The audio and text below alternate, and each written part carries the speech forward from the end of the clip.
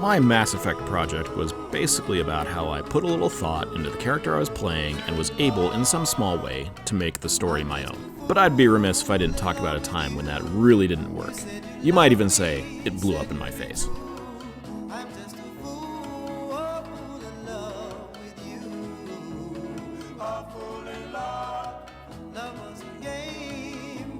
Fallout 4 is the 8th or maybe 9th game in the Fallout series. The first two were released in the late 90s and have some pretty damn unbeatable RPG cred. I mean, they were initially supposed to use the GURP system. The rights eventually fell to the company Bethesda, maker of the Elder Scrolls games, RPG legends in their own right, and in 2008, a year after the first Mass Effect, they released Fallout 3 to much success and acclaim. I played it too, and I thought it was neat. The setting is a post-nuclear wasteland, but also one where the 50s never ended, and it was this big open world centered around DC, with a lot of stuff to explore and discover, and it sort of didn't matter that the verisimilitude was pretty low. It was fun enough to explore around and find stuff. The story was extremely rote, the ending was dumb, but whatever. It was mostly about the wandering around. Fallout 4 came out 7 years later, in 2015. In between the two, I'd played the original Mass Effect trilogy, but also the Dragon Age games, which are also from BioWare, and a lot of other people had too. Bethesda games were in a very classic computer RPG mode where you were given this empty avatar and meant to project yourself utterly into this world. But while their games did quite well, BioWare's approach of giving you something slightly more concrete to scaffold a character onto and then go about responding to an extensive cast of characters had really spoken to people. So in Fallout 4, Bethesda tried it. Sort of. Fallout 3 had been entirely first-person, including during conversations. You picked responses, but you didn't hear them spoken by your character. And except for the first-person thing, that's how it had been in Fallout 1 and 2. It's how it was for RPGs since time immemorial. Fallout 4 decided to adopt a more cinematic style, much closer to a BioWare game, and with this came changes. Previous Fallout Pro tags had generic names like the Vault Dweller, the Chosen One, the Lone Wanderer, and the Courier. And while 4 featured the Sole Survivor, they were given a bit more definition, and for the first time, voices. You could still name them how you wished, but by default, you were either playing Nate or Nora. Why kind of reference, or at least evoke characters mostly associated with the 30s and 40s in your satire of the 50s? Shrug. Anyway, Nate and Nora came with a much more set history. Nate and Nora are always a married couple with a baby whose name cannot change because it is Sean. They were living a contented life in the before 4 times until they're invited to join one of the setting's famous vaults literally moments before the bombs drop. Convenient, that. They are all put in cryogenic stasis, only to be awoken sometime later where they witness whichever one of the two you did not pick to play being murdered and baby Sean stolen, before they are refrozen and then unfrozen yet again and freed sometime later, and then the adventure begins. This is all pretty intense and weighty compared to the previous Bethesda approach. The Bethesda approach to building your character has also traditionally been quite open, with both combat-oriented skills like guns and punching, and social interaction-oriented skills like talking and, trading. If you like, you can max out non-combat skills and never fight anything, or as some people say, I wouldn't know. I liked stealth and sniper rifles, and since my last character in the series was male, I picked Nora. I don't recall what I changed her name to, I think it was Charlotte. Anyway, I got out into the game proper and started building the character as I saw fit, just as intended.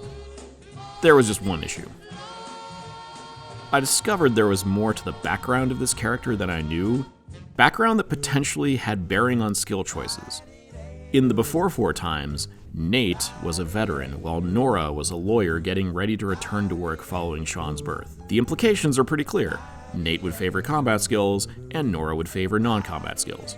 There's no obligation to follow this, which is good because it's weirdly stereotypical in a sort of unthinking way that's tough to ascribe to the 50s satire vibe, in addition to not being how I wanted to play. You could entirely ignore this factoid, but it was still there. And if you haven't figured it out yet, I'm not great at ignoring things like that. In Fallout setting, it's pretty reasonable to grab firearms and start firing away. And certainly it's funny to imagine this prim and proper lawyer turned lead slinger by these insane circumstances. There's a pretty big difference, though, between hefting up a shotgun and a sniper rifle. Why was she so good at this right away, I asked myself as I poured points into those very skills. Why did she not sound like a lawyer gazing upon her fallen beloved? what was the story here? So I did what I always did and thought about how I could square these disparate elements. Sure, Charlotte was getting ready to return to lawyering after giving birth, but had she always been a lawyer? Maybe these skills came from earlier. Maybe before a career in the law, she had been something else. There was no reason she couldn't have been a soldier like her husband, then left for a civilian life. No, better. What if she had been a full-on assassin? Yeah, an assassin who gave it up for domesticity, only to have events thrust her into a circumstance where she needed those old skills again. Over the top, absolutely, but I was working with the material I'd been given.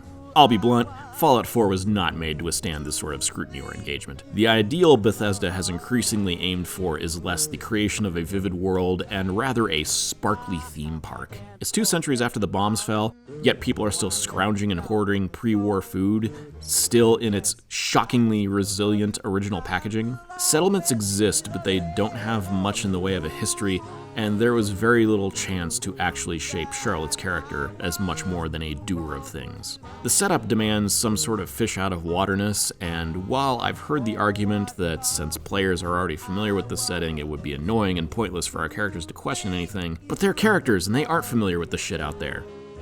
There was barely even much opportunity to mourn their spouse. I relegated myself to just keeping the wedding band in my inventory, and soon this gnawing thought started intruding. Why did I bother? And the deeper, as I saw more of the game, the louder and more persistent that gnawing got. There are plenty of dissections of Fallout 4, discussions of the massive seams left in its world, as bizarre and obtrusive as the seams in its game engine, and how sloppily done the dialogue system as a whole is, and a lot of them are like 4 hours long, so I don't have much to add by way of specifics, but all those issues piled up, until I had to accept that I wasn't investing a character with some additional inner life in order to make this story my own in some small way. I was putting a patch on some poorly thought out whim. To be a bit mean about it, why was I putting this much thought and care into something that only exhibited a fracture of either in the first place? I've described this experience to friends as a real road to Damascus moment, because it really did feel like the scales had fallen from my eyes. It didn't just change my opinion on the game I was playing, it changed my opinion of all the Bethesda games. And I couldn't help but feel a little played. I had previously been able to brush off issues of those games as foibles, and now I felt burned by that instinct. I'd been able to describe them as playgrounds, but now I thought back and realized how chintzy and ramshackle all the equipment was. Why had I just dismissed the fact that you could become the head of the wizard college in Skyrim with only one learned spell? What was the point of doing bad things in Fallout 3 if the only consequence was Liam Neeson says he's disappointed? There were, after all, other experiences that were not at all playgrounds, but rather showed craft and depth and even, say, let you do everything, but required you to actually do it. My experience with Fallout 4 redefined what I considered acceptable, but I couldn't deny that the joke had been on me. With you,